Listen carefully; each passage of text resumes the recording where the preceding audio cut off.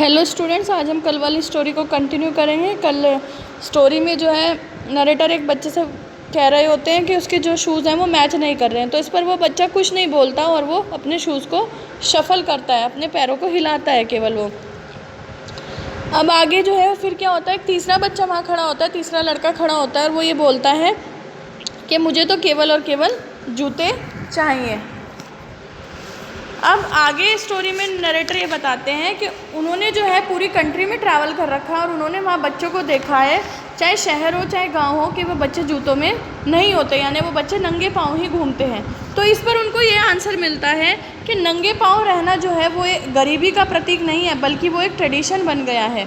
ये उनकी सोच है कि जो है, जो कंटिन्यूटी में जो गरीबी चल रही है उसको समझाने का जो है ये केवल और केवल एक छोटा सा एफर्ट है। नेक्स्ट देखिए बच्चों, नरेटर कहते हैं कि उनको एक कहानी याद आती है जो कि उन्हें जो है उदीपी के एक व्यक्ति ने बताई थी, एक उदीपी के एक आदमी ने बताई थी।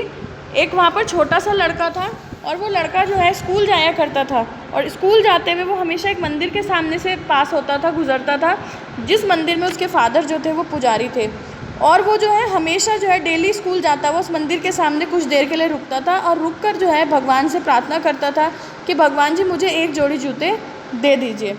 अब 30 इयर्स के बाद में जब वो उस शहर में वापस जाते हैं और उस मंदिर के पास जाते हैं तो वो देखते हैं कि वो मंदिर बिल्कुल आइसोलेशन में जो है लॉस हो चुका है।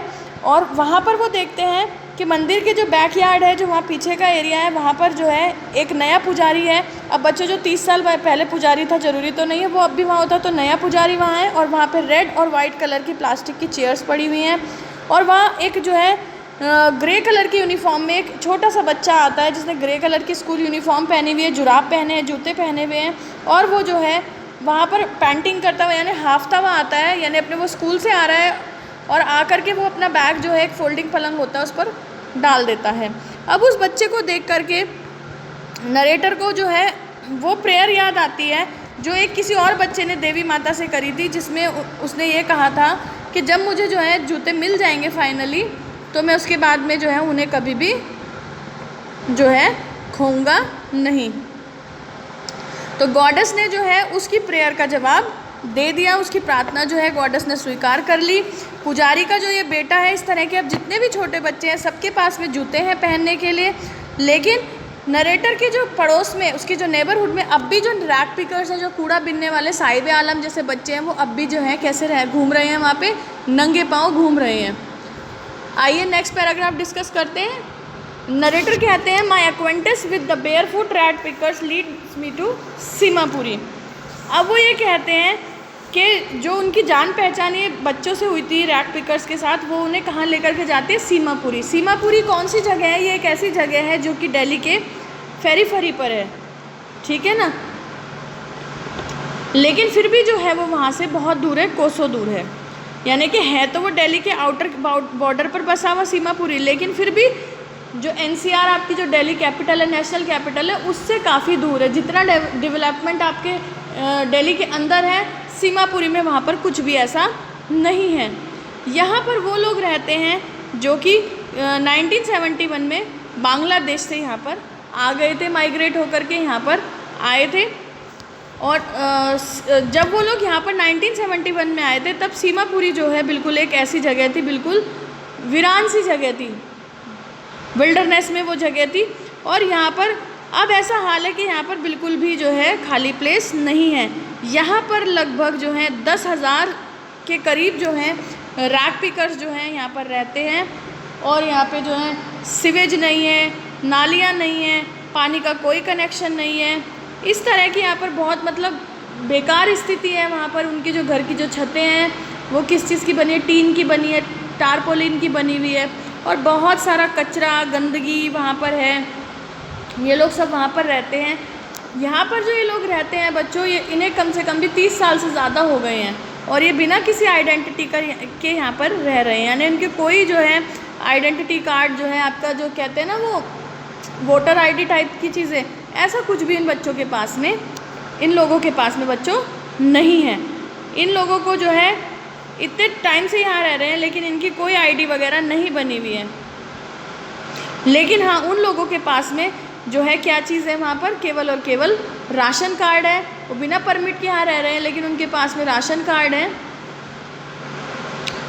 जिससे कि उनका जो नाम है वो वोटर लिस्ट में आ जाता है, और उससे जो है वो लोग क्या कर लेते हैं, अनाज वगैरह खरीद लेते हैं। राशन कार्ड से क्या होता है बच्चों, जो कोटा जिसको बोलते हैं, वहाँ से आपको चावल, गेहूँ, इस तरह की चीज़ें वहाँ से आपको कम दामों पे सरकार की तरफ से मिलती हैं। तो उन लोगों के लिए जो है अपनी आइडेंटिटी, अपनी पहचान से ज़्यादा ज़रूरी क्या है, वो राशन कार्ड है, जिसके द्वारा जो है वो अपना राशन ले लेते हैं महीने भर का। उनका जो खाने पीने का सामान है वो उन्हें अवेलेबल हो जाता है और उससे वो अपना पेट भर लेते हैं। उनके लिए आइडेंटिटी से ज़्यादा जो ज़रूरी है वो क्या है, फूड है, ठीक है ना। वो ये कहते हैं कि उन्हें ज़िंदा रहने के लिए जो है आइडेंटिटी से ज़्यादा जो नेसेसिटी है वो है फूड की। और वो लोग ये भी कहते हैं कि अगर हमने जो है दिन ख़त्म होने तक जो है अपने परिवार को खाना दे दिया, ठीक है ना, और बिना पेट दर्द के हम लोग सो सके, तो हमें जो है उन खेतों की जगह पर जो है जिनसे कि कोई अनाज नहीं मिलता था, यानी लोग वहाँ से आए थे ना, बांग्लादेश से आए थे, जब वहाँ पे तूफ़ान आया था, इनके खेत, इनके घर सब तबाह हो गए थे, बंजर हो गई थी वो सारी ज़मीन। तो उन खेतों से ज़्यादा बेटर उनके लिए यहाँ पर है कि वो लोग at the end of the day जो है खा पी करके सब सोते हैं, उनके परिवार में किसी के सदस्य के पेट में दर्द नहीं होता है। ये सब बातें जो हैं वो कहते हैं यहाँ पर हमें यहाँ पर रहना ज़्यादा अच्छा लगता है। ये कौन बोलती है, वहाँ पर लेडीज़ हैं जिनकी जो साड़ियाँ हैं वो फटी हुई हैं, फटे पुराने कपड़ों में वो बेचारी हैं, वो बताती हैं उनको। जब उनसे पूछा जाता है कि उन्होंने जो है ये हरे भरे खेत खलियान क्यों छोड़े, वो नदियाँ वगैरह छोड़कर क्यों यहाँ आए 30 साल पहले, तो वो यही कहते हैं जहाँ भी उनको खाना मिलता है वो लोग वहीं चले जाते हैं, क्योंकि माइग्रेंट्स है, बंजारा टाइप लोग हैं ये, जहाँ उन्हें खाना पीना अवेलेबल होता है लोग वहीं जाते हैं, वहीं अपने टेंट वगैरह जो है लगा लेते हैं और अपना जो है टेम्प्रेरी वहाँ पर घर बना लेते हैं। उनके बच्चे वहीं बड़े होते हैं और वहीं उनकी लाइफ के जो है वो हिस्सेदार बन जाते हैं। और सीमापुरी में रहने का जो मतलब है, सीमापुरी की जो लाइफ है उसका केवल और केवल मतलब क्या है, सीमापुरी में सर्वाइवल करने का मतलब है रैग पिकिंग, कूड़ा बिनना। और कई सालों से, बहुत सालों से जो है वहाँ पर जो है इसने जो है रैग पिकिंग ने एक जो है क्या ले लिया, फाइन आर्ट का एक रूप ले लिया है। उन लोगों के लिए जो ये आपका कूड़ा है वो क्या है, वो सोना है, वो सोने से कम नहीं है, यही उनकी रोजी रोटी है। इसी के कारण उनके सिर पर छत है, चाहे उस छत में से पानी क्यों ना टपकता हो, ठीक है ना, लेकिन फिर भी वो लोग वहाँ पर रह रहे हैं। और एक बच्चे के लिए तो ये सब चीज़ें जो हैं और भी ज़्यादा हैं।